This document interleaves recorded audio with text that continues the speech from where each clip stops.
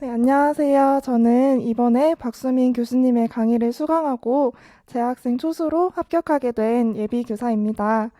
제가 처음 임용 공부를 시작할 때에 두려움이 있었을 때 이렇게 먼저 합격하신 선생님들의 수기를 듣고 많은 도움을 받았기 때문에 저도 이렇게 합격 수기를 준비하게 되었습니다. 먼저 제가 시기별 공부 방법에 대해 말씀드리도록 하겠습니다. 저는 공부를 시작하기 전에 박수민 선생님 카페에서 저와 비슷한 상황이신 재학생 초수 선생님들의 공부 방법을 많이 참고를 하고 제가 1년 동안 어떻게 공부를 하면 좋을지 공부 계획을 전체적으로 세웠던 것 같아요.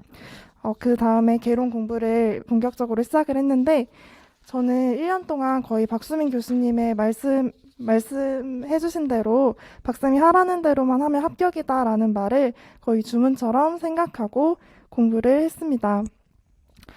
먼저 개론반에서는 1, 2월에 제가 이제 학부를 병행하기 때문에 3월 개강이 시작하기 전에 많은 공부를 확보하는 것이 필요하다고 생각을 했어요. 그래서 이때부터 8시간에서 10시간씩 공부를 하려고 계획을 했습니다. 저는 1학기에는 집에서 공부를 하고 2학기에는 기숙사에서 공부를 했는데 혼자 공부를 하다 보니 좀 자칫 느슨해질 것을 대비해서 유튜브에서 스터디 윈미로 공부 방송을 하시는 선생님들의 방송을 보고 함께 공부하는 습관을 가졌습니다.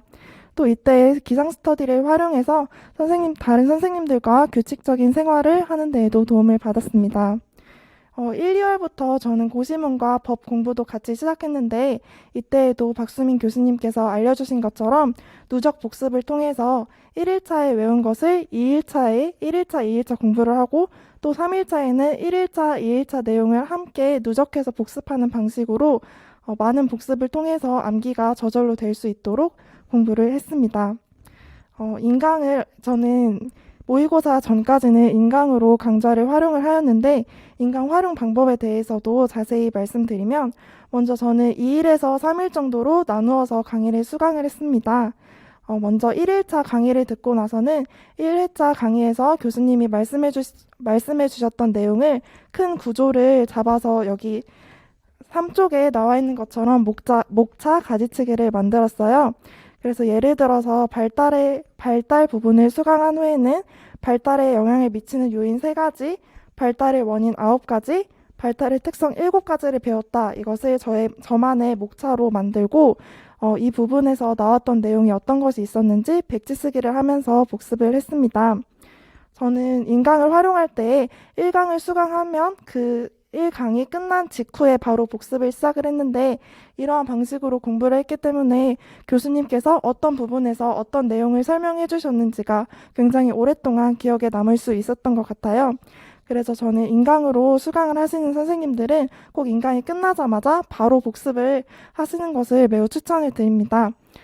그리고 이때 만들었던 목차 가지치기는 제가 모의고사 반까지 매일 백지 쓰기 공부를 할 때에도 잘 유용하게 활용을 했기 때문에 처음에 선생님들께서 가지치기를 만드실 때 꼼꼼히 만드시는 것을 추천을 드려요. 이렇게 해서 1강의 내용이 어느 정도 저의 머리에 구조화가 되었다면 그 다음에 2강을 수강하고 또 3강을 수강하는 방식으로 공부를 했는데 이때에도 박수민 교수님께서 말씀해 주셨던 것처럼 그 전 강좌에는 어떤 내용이 있었는지 백지 쓰기를 머릿속으로 또는 손으로 써보고 또 2강에는 어떤 내용이 있었는지 누적해서 복습하면서 다음 강의를 수강하는 방식으로 공부를 했습니다. 또 이렇게 일주일에 백지 쓰기가 완성이 되면 그 주에 교수님께서 나누어지는 확인 문제로 테스트를 하고 부족한 부분은 다시 세워서 복습하는 방식으로 한 주 공부를 마쳤습니다. 저는 1월부터 짝스터디 선생님과 함께 백지 쓰기도 점검을 했는데요. 아침에 9시에 짝스터디 선생님과 시간 약속을 정해서 하루에 3문제씩 백지 쓰기 문제를 내고 또 그것을 백지 쓰기 한 것을 인증하여 서로 함께 점검하는 방식으로 스터디를 계속 해갔습니다. 처음에 백지 쓰기 할 때에는 저도 거의 쓸 수 있는 내용이 많이 없어서 부끄럽기도 했는데 많은 회독을 반복을 할수록 내용이 풍부해지는 것을 느낄 수 있었습니다. 이제 3월에서 6월 강론반이 되었을 때에는 강의가 시작이 되었는데 작년에는 다른 연도와 달리 대학교 강의가 거의 비대면으로 이루어졌어요. 그래서 저는 강의가 있는 시간을 제외하고는 모두 임용 공부 시간에 투자를 할 수 있었습니다. 강론 공부에서도 개론과 마찬가지 방식으로 백지 쓰기 공부를 했는데 이때의 개론 내용을 까먹지 않기 위해서 중간중간에 개론 백지 쓰기도 같이 포함을 했어요. 그래서 앞서 말씀드렸던 짝스터디를 했던 선생님과 함께 이제 강론 3문제에 개론 1문제도 추가를 해서 개론 문제도 주기적으로 백지 쓰기를 통해 복습할 수 있도록 공부를 했습니다. 또 재학생 선생님들께서는 실습에 대한 고민도 많으실 것 같은데 사실 저는 2020년에는 코로나 때문에 실습을 2주만 했기 때문에 시간을 그렇게 많이 빼앗기진 않았어요. 하지만 그래도 주말에는 그 주의 강의를 밀리지 않고 꼭 수강하는 방법으로 공부를 했습니다. 그래서 올해에도 4주 실습이 이루어진다면 선생님들께서 꼭 강의만큼은 밀리지 않고 들으실 수 있는 계획을 짜시는 것을 추천을 드립니다. 또 암기법에 대해서도 많이 질문을 해주셨는데 저는 두음자를 짜서 저만의 암기법을 만들어 놓는 것이 효과적인 공부 방법이라고 생각해서 두음자를 따는 암기법을 많이 활용했습니다. 또 4월부터는 논술 공부도 함께 시작을 했는데요. 저는 박수민 교수님의 논술 강의를 수강을 하고 일주일에 2편 이상 논술을 쓰는 것을 목표로 했습니다. 그리고 논술을 쓴 후에는 박수민 교수님께서 알려주신 것처럼 논술 노트를 만들었는데 제가 먼저 논술을 한 편을 작성을 하고 스터디원 선생님들이나 박수민 교수님께서 쓰신 모범 답안을 보고 제가 잘 사용하지 않는 단어들이 발견이 된다면 따로 노트에 적어두었어요. 예를 들어서 저는 무엇무엇의 효과를 극대화한다, 제반 업무, 아니면 인식을 재정립한다 이런 단어는 제가 잘 사용하지 않는 단어였는데 박수민 교수님의 모범 답안이나 다른 선생님들이 사용하시는 단어에 이런 좋은 용어가 있을 때에는 따로 노트에 적어두었습니다. 그래서 다음번 논술을 쓰기 시작하기 전에 이 노트를 한번 읽어보고 논술을 쓰기 시작하면 조금 전에 봤던 좋은 단어를 저의 글에도 녹여낼 수 있었기 때문에 큰 도움을 받았습니다.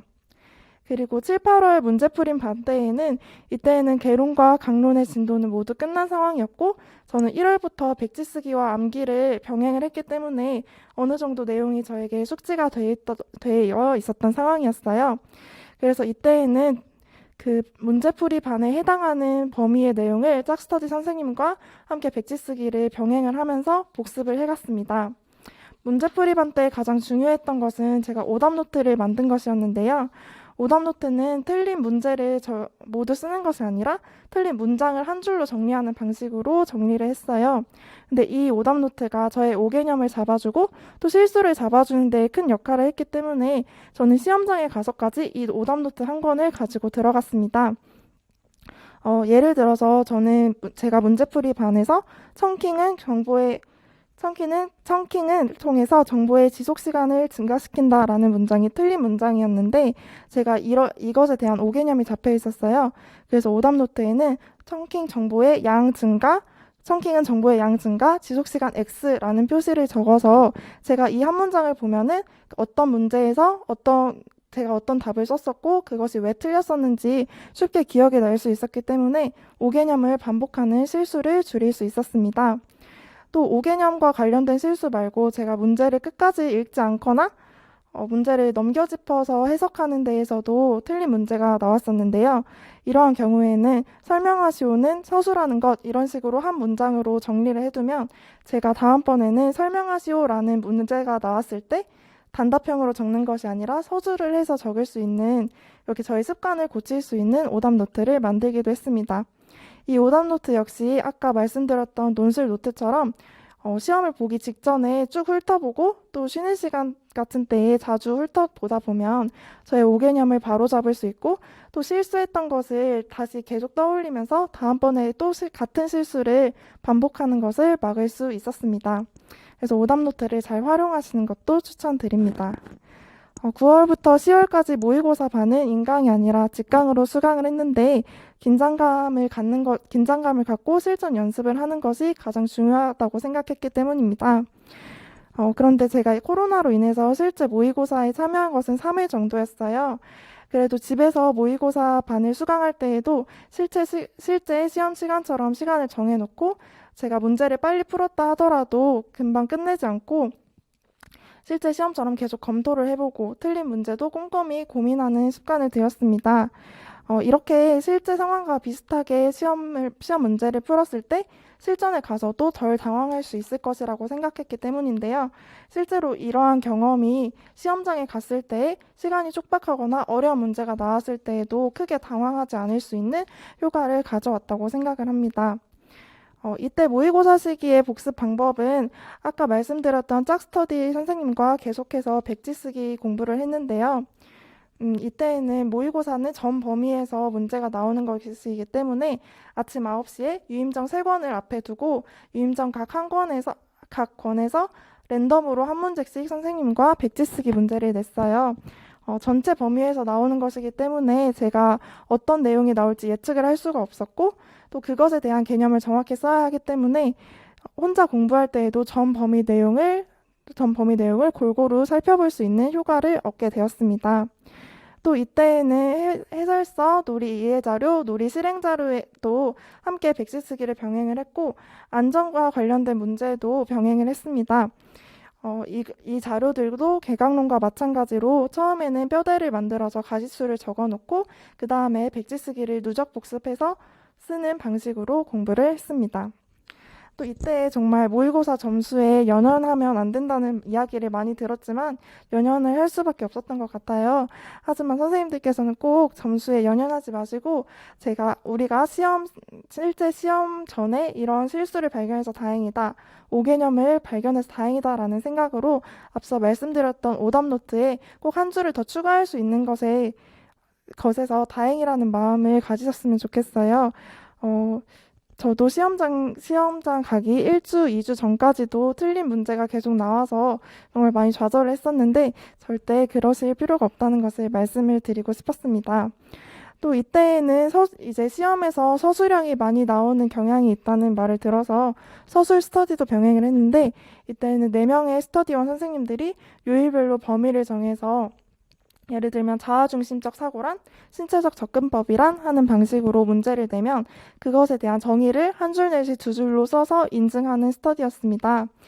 이것을 통해서 제가 어떤 개념을 알고 있었지만 사실은 정확히 알고 있지 않았던 개념들도 있었다는 것을 발견할 수 있어서 도움이 되는 스터디였습니다. 저는 이렇게 또 1학기, 2학기 모두 집에서 그리고 학교에서 혼자 공부를 했기 때문에 의지가 나약해지지 않기 위해서 여러 가지 스터디를 많이 활용을 했어요. 여기 8쪽부터 스터디에 관한 내용을 정리해놨는데 먼저 법 스터디에서는 1월부터 교수님께서 나누어 주시는 자료를 각 조항별로 나누어서 외우고 또 밴드를 활용해서 스터디원 선생님들끼리 문제를 내고 빈칸 문제를 내는 방식으로 공부를 했습니다. 안전 스터디 역시 짝스터디 선생님과 함께 진행을 했는데요. 요일별로 예를 들어 월요일은 영양, 화요일은 성폭력 예방 이런 식으로 범위를 나누어서 백지 쓰기 문제를 내거나 또는 빈칸 스터디를 하는 방식으로 공부를 했습니다. 또 기상 스터디와 플래너 인증 스터디는 아침에 일어나서 스터디 플래너에 하루 계획을 적고 스터디원 선생님들과 그것을 공유하고 또 스타바츠에 찍힌 하루 공부 시간을 공유하면서 서로 자극을 받을 수 있었던 스터디였습니다. 저는 꾸준히 10시간에서 12시간 공부를 하려고 했는데 일주일에 한 번씩 공부 시간이 많이 낮아지는 날도 있었어요. 하지만 이 스터디를 통해서 다른 선생님들도 열심히 하고 계신다는 것에 대해서 자극을 받고 도움을 받았던 스터디였습니다. 논술 스터디도 앞서 말씀드렸던 것처럼 다른 선생님들의 좋은 글을 보고 좋은 글귀를 얻을 수 있었기 때문에 도움이 되었고요. 회의실 스터디 역시 앞서 말씀드렸던 방식들과 비슷한 방식으로 밴드를 통해서 빈칸 문제나 서술형 문제를 출제하고 서로 공유하는 방식으로 공부했습니다. 마지막에는 구술 스터디도 병행을 했는데 이제 백지 쓰기가 너무 지루해졌을 쯤에는 친구와 전화 통화를 통해서 수세기 원리는 어떤 것이 있었지? 수세기 원리 그것의 의미는 무엇이지? 라는 식으로 말로 내가 알고 있는 것을 설명할 수 있었기 때문에 도움이 된 스터디였습니다. 또 여기 19쪽 아래에 나와 있는 것이 제가 쭉 말씀드렸던 백지 쓰기 스터디인데 1월부터 모의고사 시즌까지 가장 도움이 많이 되었던 스터디였어요. 이렇게 첨부된 사진처럼 아침에 문제를 출제하고 그에 맞는 쪽수까지 적어서 바로 정답을 확인하고 자신 스스로 자기 답을 채점해 볼 수 있게 하는 스터디로 도움을 받았습니다. 마지막에 나와 있는 스터디는 아까 모의고사 반에서 공부했다고 말씀드렸던 서술 스터디였고 이 스터디 역시 제가 정확한 개념을 짚을 수 있도록 도움을 받았습니다. 2차 준비 방법에 대해서 말씀을 드리면 저는 1년 내내 교수님의 말씀을 법처럼 여기고 공부를 했기 때문에 1차 시험이 끝나고도 절대 채점을 하지 않았어요. 그래서 먼저 2차 강의를 수강을 하고 유형별 틀을 외운 다음에 모범 사례를 바탕으로 저의 수업을 구성을 해보았습니다.